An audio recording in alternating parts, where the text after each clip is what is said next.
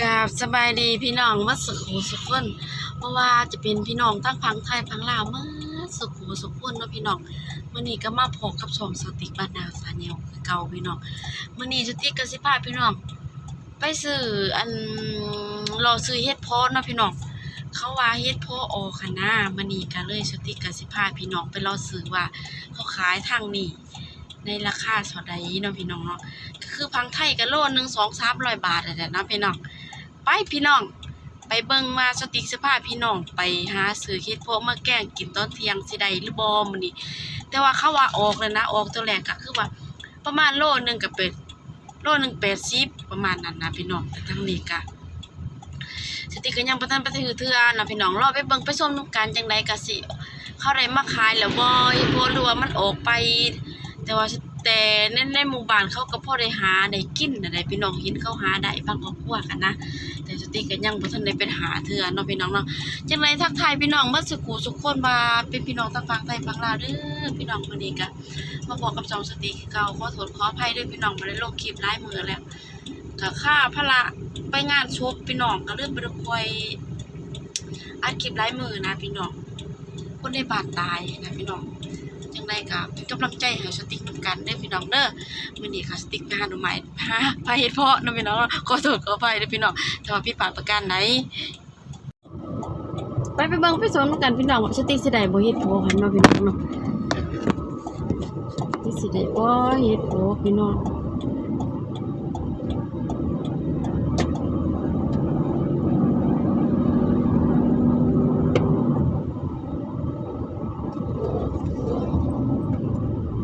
ลิ้นจี่ค่อยลิ้นจี่แต่ว่าเพราะว่ามันช่วงนี้หันมันออกพี่น้องแต่ซ้ายนี้เขาก็พี่น้องซ้ายนี้เขาไปหาอยู่ตามป่าตามดงนะเขาก็เด้อได้ออกมาขายนะแต่สติ๊กเองก็บ่ไหลดอกค่ะสติ๊กไปหาเราขายจนบ่ดีล่ะหาเราซื้อเอาซั่นว่ามีก็ได้ก็สิพอได้กินแต่ว่าสิสูราคาเขาไหวบ่พี่น้องแล้วก็สิไปเบิ่งหั่นโตอะไรพี่น้องค่ะ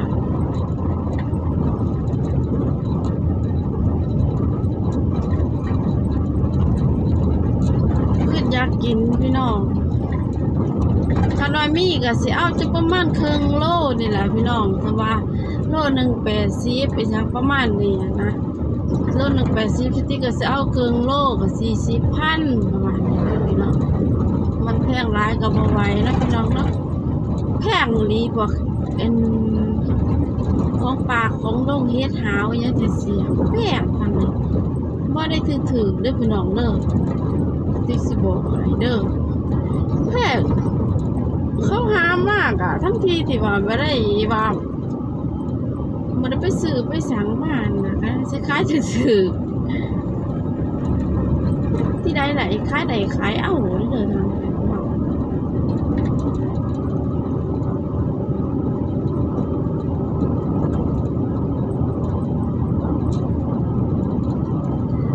นี่พี่น้องอ่านตนานี่แหละอ่านตนานี่แหละที่สิเลาะลงไปถามเบิ่งนี่ห่านกระจอกกระแจกในแลนนี้นี่พี่น้องเฮ็ดขายเอาเลยซะที่จะดูบ่มีพี่น้องบ่มีว่ะบ่มีพี่น้อง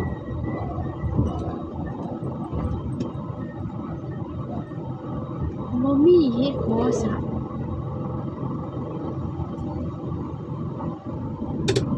บ่มีซ้ำพี่น้องติ๊กก็สิมา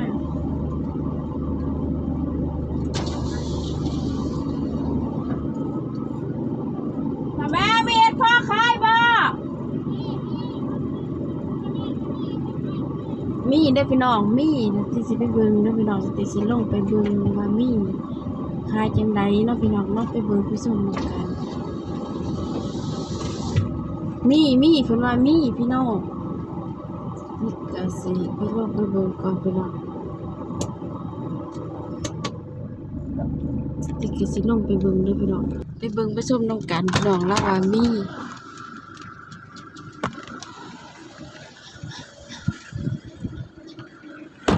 เฮ็ดเพาะได้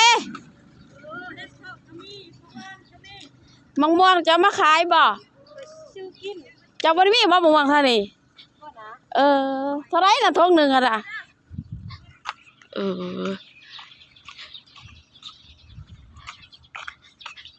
นี่เด้พี่น้องเฮ็ดพอน้ำใหม่ก็มี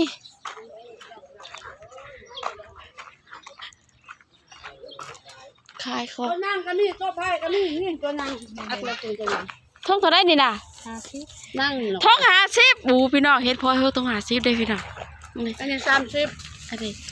ว่าต้นน่ะคือว่าแพงว่าต้นนี้คือว่าถูกค่ะ นี่ขายขาย อันนี้เฮ็ดพอพายบ่ ต้อง30อร่อยกันนี่ก่อนใหม่ โอ้ยพี่น้องรถแล่นระยะ นอนนั่ง เฮ็ดพอขาย อันนี้เฮ็ดพอขายเท่าไหร่30พี่น้องเร็ว30ก็พอ อันนี้เนี่ยบ้านซื้อมันก็ไปวันนั้นเนาะคนกันว่าไผ่วันนั้น นี่ให้พวกนั่งเนาะ มีไผ่กับนางมันปนกัน ตัวนี้หันป้นกันนี่ตุ้งขาวๆหันมันมีนั่ง นี่ก็นางครับนี่ แก้ละบ่ บ่ได้แก่ได้ กำลังเอามาขายบ่ นาง ตัวนั้นหันนั่งหัน พี่น้องให้พอ น้อย นะ บางใหญ่หัน อันนี้เท่าไหร่นี่ล่ะ 50 คือจะขายแพงเป็นไปขากระใจดำเถิดดอก 40ก็เอาอ่ะ อันนี้ได้ ต้ม40 พี่น้อง2ถุงนี่80นี่พี่น้อง นี่กิโลนี่นะ อันนี้แม่ เอาบ่อันนี้ก็มีเด้อบ่ เฮ้ยพอดอก นี่อันนี้ก็มีป่นคือกันนี่ซอยเนี่ย ป้นอีสางป้นเฮ็ดพอนั่งบ่ ขายกับนั่งนี่ให้เบิ่งใน จิรอคือได้ตัวหลายแท้จิรอได้ขายจังได๋จิรอดิ ขาย พี่น้อง 60 พี่น้องมาขอถ่ายคลิปแม่ค้าขายจิรอตัวใหญ่ลิโน ขาย60 มันก็คลองนี่นะ บ่แล้วใส่ธงเลย บอนตาลใหม่อันนี้เฮ็ดพอผายกับเฮ็ดพอนั่งเนาะ มันปนกันนะซอยใน40รถก็ คือกันนี่คือกัน ก็ลดอีกเห็นว่าก็ไหล นี่น้ำใหม่มาใหม่ บ่น้ำใหม่ข่อยมีนะบาทข่อยดิเอาเฮ็ดพอผายก็เฮ็ดพอนั่งทุ่งหนึงอันนี้เฮ็ดพอผายเท่าไหร่นี่ ก็40นี่นางนี่40นี่เอาซอยเอื้อยแน่นี่ธงนึงตัวนี้ตัวนอกของนอกบ่แม่นตัวนอก 2ถุงนี่80 พี่น้อง2ถุง80บ่รู้จะดีนะ70ไป2ถุงก็รูดให้แน่เอา ตั จั ว ง ห้องและธงนึง50ก็รูด10,000ให้อันนี้ บ่รูด อันนี้มิดเฮ็ดพอผายเฮ็ดพอนั่งแต่พอเลย นางโดยเฉพาะบ่รูดตัวนี้ พี่น้องบ่รุดเลยเพิ่นว่าอันนี้เก็บมาใหม่ๆบ่ ใส่มาบางนึงนี่ ถ้าก็ได้เดี๋ยวนี้ในเฮ็ดเพาะนี่บ่มีแฮมคืนอีกเดี๋ยวนี้แหละกำลังมาเดี๋ยวนี้ เอาเทใส่ทงเดียวก็ได้แม่ค่ะ จ้า บ่สร้างแล้วบ่รุดจักดีนะ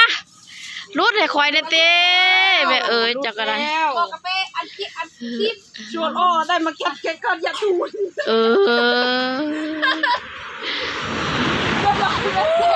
นี่เต็มหมดอันเต็มเล็กๆ ถุงนี่80พี่น้องถุงนี่80เบิ่งแม่แม่ค่ะละยก80ตกใจ ทางเอียวนางกระดาง่าย เจ้าก็ตื้มเพิ่นแน่ขอยก็ซื้อหลายตื้มเพิ่นแน่ติ ไอ้มอยเติม คนละทงคืออีก แม่ค่ะก็หน้าตาดีน้องก็ใจหลายต่อก็บ่รุดอีดีเราหั่นน่ะไปหาซะได้เห็นเหรอ ตัวพายนี่ชดนี่ ไปหาซะได้ซะได้เมื่อกี้ก็ว่าชดเมื่อกี้ก็ว่าชดบัดนี้ ชดยังปน ฮะ จะเอาหันปนกับนาง บ่กับนางแต่ว่าบ่ชดติ บ่สดตัวนี้หันสดนี่นางสดนี่ บ่แต่ว่าเอามาใหม่ๆบ่ แม่ว่าใหม่แล้วกำลัง บ่ต้องเขาสิเอาหั่นแม่ เจ้าเดียวนี่แล้ว อย่าตัวข่อยเด้อแม่ค่ะคนงามเด้อ เจ้าดอก อย่าตัวข่อยเด้อแม่ค่ะคนงามเด้อจะบ่พี่น้อง เดี๋ยวนี้เลยหั่น ไปเอาเท่าไหร่นี่ไปเอาเท่าไหร่ดิ โอ้ยเพื่อสิได้ ไปจนเมื่อยหน้าเลย บ้านข่อยคือว่าบ่มีว่าบ้านมันจะคือว่าออกหมดแหละน้าแพงนี่แหละ แพงใส่ นี่น้าแพงนักควางนี่ล่ะ หน้าแพงนักควงไอ้ยัง ทางนั้นแห้งลายนางเอ้ย ฮะ แค่บ้าน ขอยบ่ซื้อแล้วจ้ะขอยสิเบิ่งหาเอาดีกว่าจ้ะ จะได้หน่วยหนึงจะรอดได้นะก็หันมาเดียวนี้ ขอยสิเบิ่ง ไปพระเจ้ามาเก็บเสียนอดีตจะไปเคลียร์ ขอยบ่ซื้อแล้วจ้ะขอยสิมาหาเอาก่อนแล้วบ่เอาแม่ค้ายกเลิก โอ้ยอย่าบอกจังสันเลยนะ จะบ่เลิกก็ขอยยกเลิกจิหลอกก็มีไปดอกจิหลอกก็มีจิหลอกเท่าใดนี่จิหลอกได้มั้ย60อุ้ยแบบแท้ดอกของละซาวได้ยัง60 คือแน่บ่ซ้ำแขนนี่กองหันยังซ้ำกันกับเอื้อย พอจะคล้องใหญ่ก็ซ้ำกันนี่มันอยู่ในคลองหน่อย 40ไป โอ้ย40เอา40ไป บ่ได้ดอก รอลายเลยเนอะอีต้นเดมุคุดตลอดนี่มักเลิกมุคุดนี่ กับแม่น 150นี่ เบิ่มันก็ต่อยแล้ว ไปได้ทุกปีเลยค่ะ มันก็จะได้เด้อที่บอก 60บ่ดอก40กว่าเซาให้อยู่ แต่ว่านะ มา40มาเว้าลิ้นแป้นลิ้นมา บ่นี่บ่ บ่แล้วก็เอาแต่โหดิพี่น้อง แพงนะ แพงอะดิพี่น้อง ยังไปเคลียร์นะหันจะได้นะหันจะบ่เจ็บบ่คอยหันเจ็บ มันนี่เพื่อสิได้นี่ เจ็บอีสังเจ็บคอโอ้ยเจ็บเส้น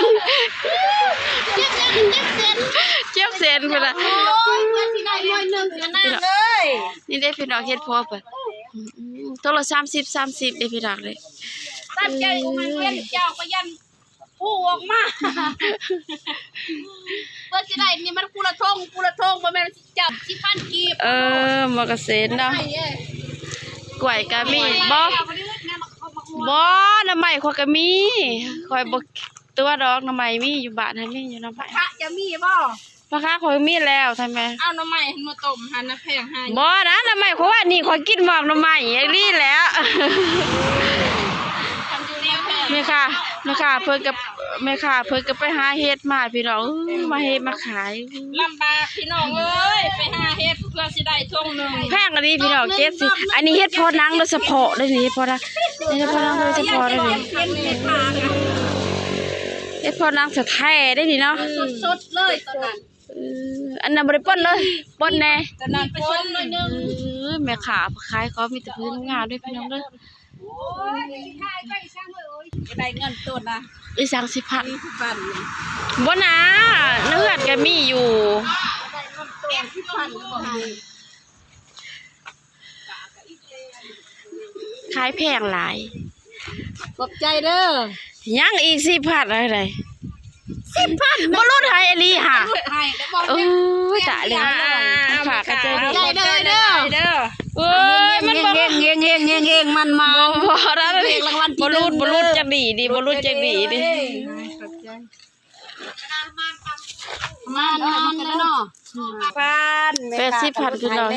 เครียดแก่อีกก็บ่จักเลยซะอู้แก่ อย่าสิคอยอีหมอยแก่ทวงอันเรื่องแก่หั่น ตัวมันบ่มีเกดอกกันเฮ็ดหักกันออกเอ้ย ตัวข่อยถือ บ่หนึ่ง3ดอก2ดอกเพื่อสิได้หั่นนางเอ้ย เฮ็ดได้ล่ะ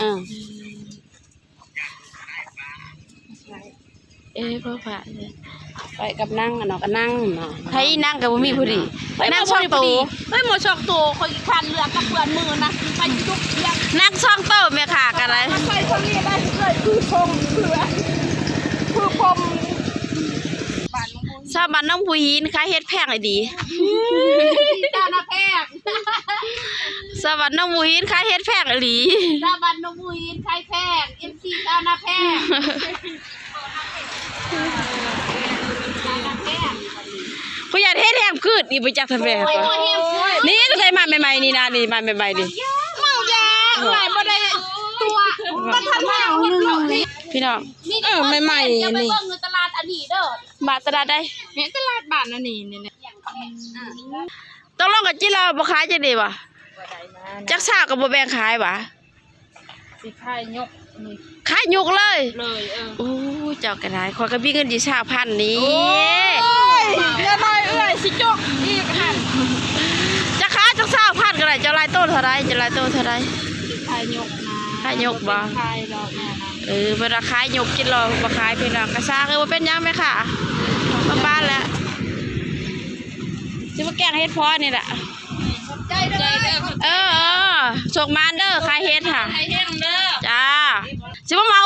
นเมิดทันแหละ40,000ไปพี่ดอกเลยสติ๊กจะบ่กล้ากินเลยดิ2ถุงนี่80พี่ดอกดิถือเฮ็ดแก่อีกก็บ่รู้ดิเฮ็ดพอดังเฮ็ดพอขี้กระต่ายพี่ดอกคือว่าสิเอาเมื่อแกล้งนะพี่น้อง2ถุงนี่800,000แล้วได้ดินะพี่น้องเด้อได้ละเฮ็ดพอดิพี่น้องสติ๊กอะสิมาแกล้ง